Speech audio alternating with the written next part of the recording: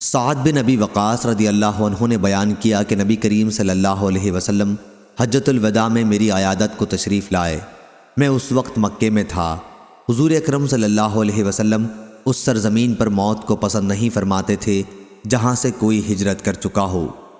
حضرت صلی اللہ علیہ وسلم نے فرمایا، اللہ ابن عفرہ سعد بن خولہ رضی اللہ عنہ پر رحم فرمائے۔ میں نے عرض کیا، یا رسول اللہ صلی اللہ علیہ وسلم، میں اپنے سارے مال و دولت کی وصیت کر دوں؟ آپ نے فرمایا کہ نہیں۔ میں نے پوچھا، پھر آدھے کی کر دوں؟ آپ نے اس پر بھی یہی فرمایا کہ نہیں۔ میں نے پوچھا، پھر تہائی کی کر دوں؟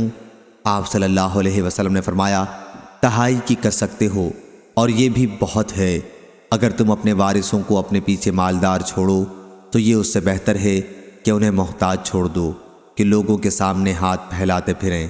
اس میں کوئی شبہ نہیں کہ جب تم اپنی کوئی چیز اللہ کے لیے خرچ کرو گے تو وہ خیرات ہے، یہاں تک کہ وہ لقمہ بھی جو تم اپنی بیوی کے منہ میں ڈالو گے وہ بھی خیرات ہے۔ اور ابھی وصیت کرنے کی کوئی ضرورت بھی نہیں۔